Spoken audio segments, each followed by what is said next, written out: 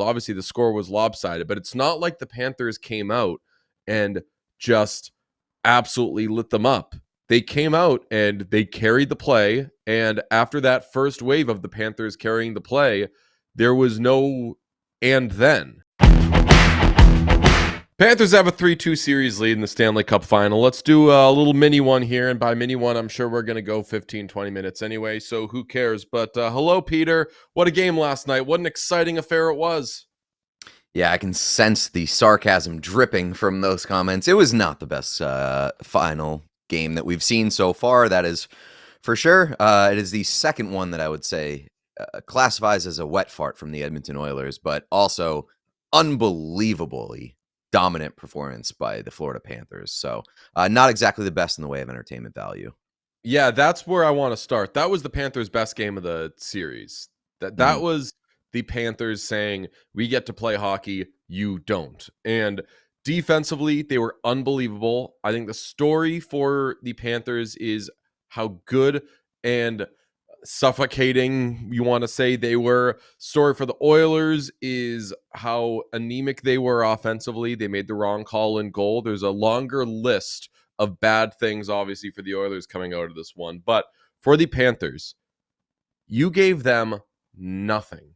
You gave them nothing when they were coming off of a huge emotional win, and you have to play the next two of three on the road if you want to win the Stanley Cup. They go out and they don't blow doors by scoring a million goals. Obviously, the score was lopsided, but it's not like the Panthers came out and just absolutely lit them up. They came out and they carried the play, and after that first wave of the Panthers carrying the play, there was no and then. It just sustained, like it was like an entire game of the first 10 minutes of a good road game. The Panthers dictated absolutely everything there, and Brad Marchand, Conn Smythe, like if this ends in 6 or in 7 in favor of the Florida Panthers, Brad Marchand has 6 goals in 5 games this series. 6 goals, multiple multi-point games. He has been their best player this series. There's been no, I guess game 4, you say third line wasn't as dominant as it usually is, but Brad Marchand has been the Panthers' best player in this series. I would say he's probably been one of their few best players for the entire run of the playoffs. And I think at this point, if he's not Conn Smythe, it's just because Sam Bennett has 15 goals. But what Brad Marchand has done for that third line in terms of unlocking it, and then in this series, just kind of single-handedly taking over a couple of games, I would have no pushback against him being anybody's Conn Smythe at this point. But yeah, I mean, after game 3, I felt like we all thought that the Oilers played so poorly and Florida didn't play their best game that we were like, okay, just throw this one in the trash. It was such a stinker, such a flush game. I did not feel that way with game 5. I just felt like Florida was so good and it was such a statement game. And we asked the question, I know other places asked the question, like, how does Florida respond after the game 4 in which, they blow a 3-goal lead? They have these emotional highs and lows, and then they end up losing in overtime and give up a swing game in which, if they had won, could have really taken control of this series. How do they respond to that? And the answer is like a perfect Florida Panthers game. It was a perfect, like, when you envision what the best Florida Panthers game in your mind looks like, it's kind of that, right? Where they give up nothing. You can't get a single thing by them. Basically, 3 high danger chances allowed at 5-on-5 the entire game, 1 per period. They get nothing in front of the net, and your big players come up with, I would say, very opportunistic strikes. And that to me is really demoralizing from Edmonton's standpoint, where you can't get anything going offensively, but also every mistake that you make basically ends up in the back of your own net. That's tough. Like, I look at the couple of Marchand goals that he had where, he strikes straight off the faceoff. If you're not ready to play from the second the puck hits the ice, Florida will make you pay. And they did a couple of times in that game. Yeah, I'm not going to take. I mean, Wallman was absolutely walked by Marchand on the second one, but The one where he just picked it up off the face-off, that's just Brad Marchand being better at that than absolutely anybody else. I know that they were definitely caught off guard by it, but there I just tip my cap 1,000,000,000% to Brad Marchand. And another story for another time, but he is absolutely getting 4 years and a lot of money from somebody. He's I wrote down, 37 I was like, years young, but he like this is what gets you overpaid. I wrote down, I was like, how much money has he earned in this series alone? And I think the answer might be about $8 million because he's going to get that fourth year, which was, I think teams would be hesitant before maybe this playoff run. I'm almost willing to guarantee if he wants a fourth year, there will be a team willing to give it to him. And if the AAV comes in around 7-8 million, he earned himself an extra $7 or $8 million during this playoff run. But yeah, I mean, it's one of those things. I just felt like it was such a perfect Florida response game. If anybody was asking the question, how does this team handle the heartbreak of Game 4? Well, there's your answer. They just business as usual and executing perfectly in Game 5. Yeah, Marchand, I would say what would it be $32 million.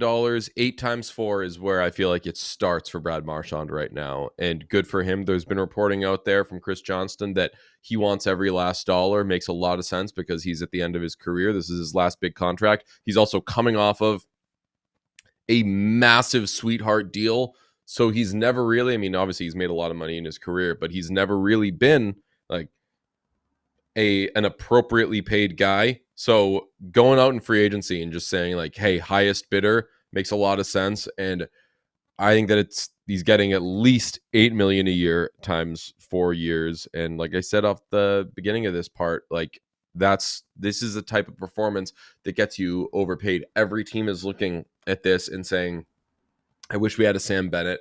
I wish we had a Brad Marchand. Sam Bennett isn't going to be available. Looks like Brad Marchand looks like will be available. So there you go.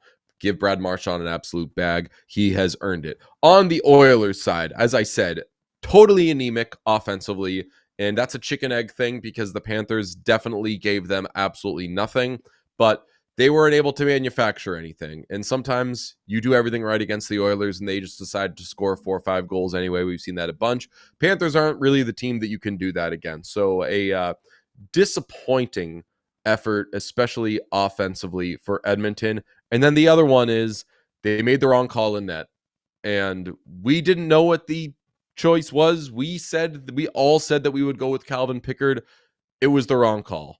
And that sucks because now they find themselves in a tough spot, needing to win 2, which they can, but really like needing to win 1 on the road with a goalie that has been yanked from that building twice in a row.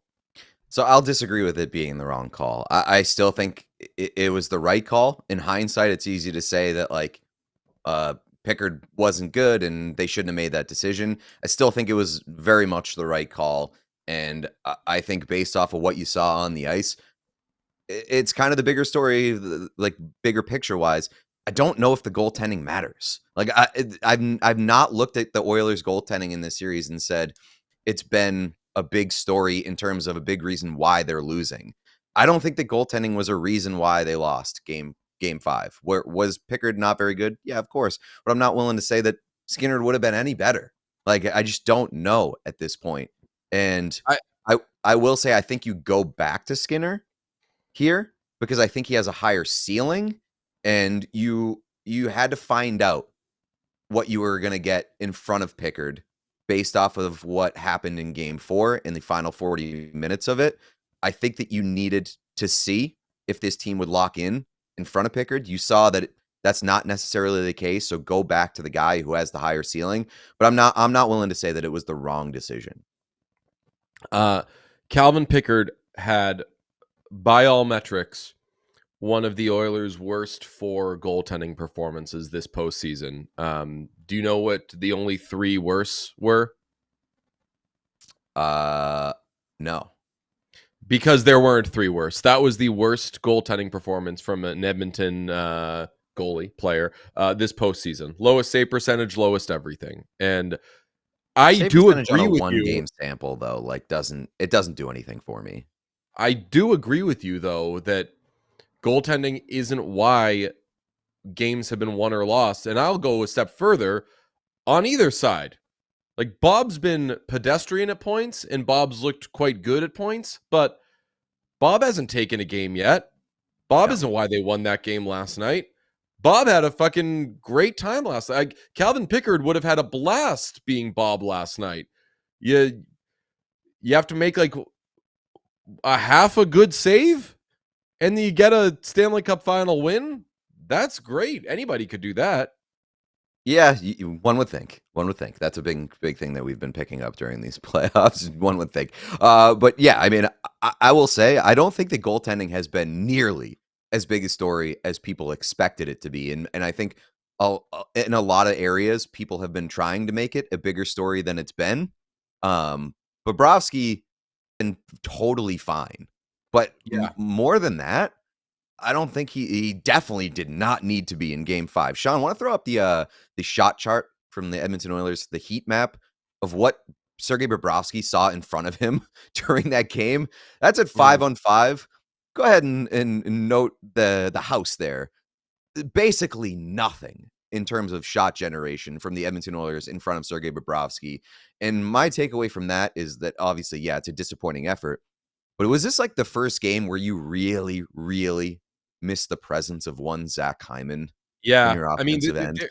there are a couple right there, but like you say the house, especially the bottom of the hash marks in like right that little, if you put a crease on top of the crease, there is actually nothing there. Like Yeah. actually white space. Say from the end of the Oilers logo even in. Nobody at any point was in Sergei Bobrovsky's face. And that's where again you give credit to the Panthers having good defensemen and certainly some big boys like Seth Jones and passes going across. Gustav Forsling, who's getting on my last nerve, just laying out all the freaking time. You have to do something in front of the goalie. You have to do something in front of the goalie. There's a few things this series where, and I'm doing no takeaways, but I do think in the back of my mind, and it's about either team, where I'll say, if this team loses, I'll understand why, because they didn't do blank. You know, the one I mentioned last night was Oilers have lost 2 games at home this series. That's not a recipe for winning the cup. So if they lose, it will make sense to me. But all these games, or I'll say 3 of these games, have been so close that it could be over right now in favor of the Panthers. It could be 3-2 Edmonton if Perry doesn't get out of the way in overtime in game 2. So this has been, most of the series has been really close, but there's been a lot that makes you say, you know what, if Florida goes on to win this one, it makes sense why. Yeah, And and I'm not gonna, I add that graphic to, in a big home game, that graphic is like top of the list as to why it makes sense if you don't win the Stanley Cup. definitely. And I would say that graphic is why I felt last night like the series felt over. And I'm not going to be bold or brave enough to say that this series is over, because I will not underestimate the Oilers like that. But for the first time in the series last night, it did feel like that it was Florida's. Like it was firmly in Florida's camp, in the way that they played defensively, the way that they cleared out in front of the net, the way that they pushed everything to the outside and gave the Oilers nothing offensively. That to me just felt like the Panthers of old, and the reason why the Panthers won the Stanley Cup last year. So that to me felt like it was a real shift. And you mentioned, losing 2 games at home. Part of the reason why I'm so disappointed in Edmonton from Game 5 is because you should have came away from Game 4 feeling so lucky that you were able to tilt the tides and head back home with the series evened up versus back against the wall 3-1. You should have felt a renewed sense of life and of opportunity. And Connor McDavid talked about how, this was different from last year. They spent the entirety of the Stanley Cup Final chasing the series after going down a 3-0 series hole. You didn't have to do that this year. You come out and you have a great game 5 on your own home ice. You take advantage of the momentum that you gathered in game 4, take advantage of playing in front of your own fans. And that's how you come out, and that's the effort that you give in an opportunity to take control of the series. It's extremely disappointing. And mentioning chasing the series, well, they haven't always had to do it in terms of the games, like in the way that the series stands. But like the stat that Sportsnet Stats tweeted out last night about teams leading in this series, Florida's led for 200 minutes in 25 seconds, and the Oilers have held a lead for 33 minutes. So they have spent such a large portion of this series chasing games, and I just wish they wouldn't do that to themselves all the time. Yeah, I don't know if like a game 4 2024 is coming where they just say, you know what, 8-1. We are going to just absolutely destroy the piss out of this team and not have to worry about it and play 60 minutes where for 55 of them we feel absolutely amazing. That could be a hell of a drug for them. And the leading trailing stat, that goes back to something that I hope people aren't overlooking as we say that this has been a great series and that this could be an all-timer. The Panthers have been the better team this series. They have been better at 5-on-5. They have been better, certainly on special teams. Oilers have a 17.4 success rate on the power play. Panthers are scoring on over 30% of their power plays. Like, goaltending has been better for Florida. Defense has been better for Florida. Yeah, if one team needs to come back in a game, obviously everybody is putting their money on the Oilers to do that over the Panthers, but what do you have to do to need to be facing a comeback? You allow goals. You fall behind in a hole. So like even that, the thing that Edmonton does best says, now assuming Florida has scored some goals against us, which has happened. So far, and obviously it's easy to point out when it's 3-2 in favor of the Panthers, but Panthers have been the better team this series. And now they go home out on Tuesday. I guess I'm invested in the it's not necessarily going 7 take, so I'll say I definitely would not be surprised if the Panthers close it out in 6, but I'm not canceling our Edmonton reservation for our hotel, which we have. Definitely not. I will ask, you mentioned, if they blow doors, like if they come out in game 6 and blow away the Panthers on their own home ice, 8-1, let's say, does it change the way that you look at the game 7? Because for me, the answer is emphatically no. Like, it has I don't to think be I would be shocked. I would not be shocked whatsoever if the Oilers came out and played their best game of the playoffs in game 6, were completely dominant, and you're like, damn, good for them. Like, it would just be another chapter in the response, the counterpunch element of it. But to me, the bigger question is, what does Edmonton look like when the slate is clean? Because it often feels like they need that element of like, well, nobody believes in us, or we've made ourselves look like assholes. Now we have to answer for it. But what does it look like when it's just one game? What does it look like when it's all even and just the winner of the 60 minutes takes it? I said that on Friday. This team is deeply uninterested in a clean slate. A clean slate does absolutely nothing for these boys, and most importantly, they don't know what to do with a clean slate. The reason you, someone who watches every hockey game ever played, is asking the question, what would they do with the clean slate, is because you don't know. And having seen every hockey game ever, that would be something that you'd be able to figure out. You're a big boy. You're a smart guy. The reason you don't know the answer is because this team itself does not know what to do with a clean slate. I'll say that I'm still not doing any takeaway to get back to your first question. And as those Vegas and Dallas series were going on, where something bad would happen in the beginning of the series or in the middle of the series, and then the next game they'd come back and Skinner would have a shutout, the rest of that series, I wasn't exactly sweating. I was like, yeah, I get it by now. They're going to win. Like, I'm not going to be obnoxious about it. I want everybody to have their fun, but seems like they're going to win. And it seems like they're not going to look back. I just feel like that doesn't apply in this series because they have had the opportunities, especially after game 3, where you're like, oh yeah, after game 3, I bet Oilers in 6, because I was like, if this goes like other series, they're going to have a shutout in game 4, and they are going to allow maybe 2 goals the rest of the series, but they're going to win every game the rest of the series. It's just a different animal. Maybe it's because of that shiny thing that's waiting for them backstage, or maybe it's because of their opponent, but I think that thing doesn't exist anymore. That thing doesn't exist. The Panthers are just a different beast, I feel like. And like, I'm not saying that they're infallible, but like, they're a different beast. A lot of the things that you can say about the Edmonton Oilers when they don't look good, the exact same thing applies to the Florida Panthers. Why you still have some faith in them.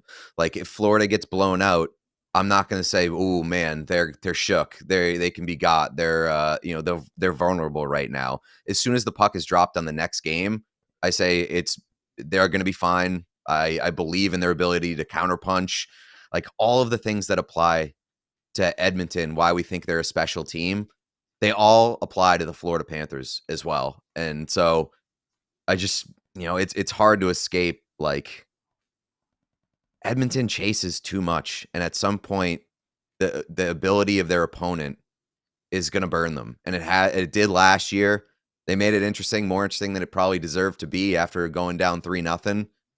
But man, they've looked like a second best team in this series.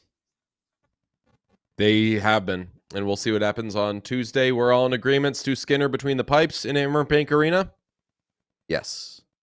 All right, we're going to talk to you well before then. We got an episode Monday, and we got daily episodes Monday through Friday, so make sure you are subscribed. And we will talk to you Monday at noon ET, 10 Mountain. Ta-ta. We all silly like the mayor.